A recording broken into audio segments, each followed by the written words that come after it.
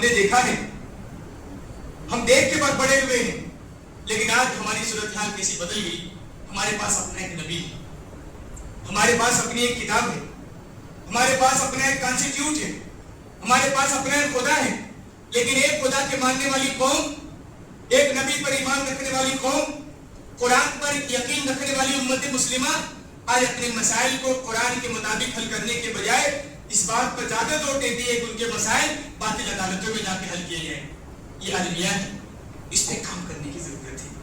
क्यों? इसलिए कि हमारा ईमान खतरे में है, हमारा ईमान खतरे में है। और मेरी और आपकी कोशिश होनी चाहिए कि कोई मुसलमान अपने ईमान का सौदा न कर ले।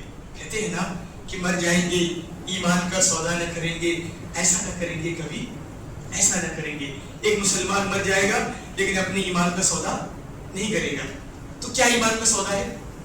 फिर मेरी बेटी मेरी बहन का तलाक का मसला है, मेरे भाई के मसाइल हैं, जमीन जायदाद का बंटवारा है, नाली राबदार का झगड़ा है। मेरे ईमान का जनाजा कहाँ निकलेगा?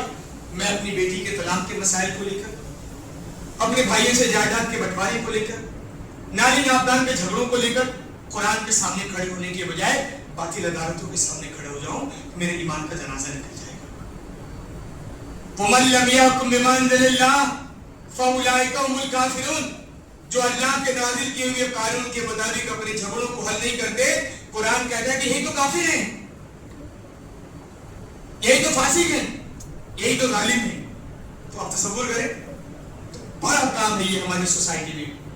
मोहल्ले मोहल्ले इस तरह के लोग होने चाहिए, इस पे बात होनी चाहिए कि हमारी नाली नापदान का झगड़ा होगा, हमारे जमीन जायदाद का बंटवारा होगा, हमारी बेटियों और बेटों के तलाक के मसाइल होंगे। हम बातिल अदालतों में लेकर नहीं जाएंगे। वो अदालतें हमें बुलाती नहीं है, वो हमें मजबूर नहीं करती, हम दौड़ के जाते हैं तो हमारे मामले में मुलविस होती है।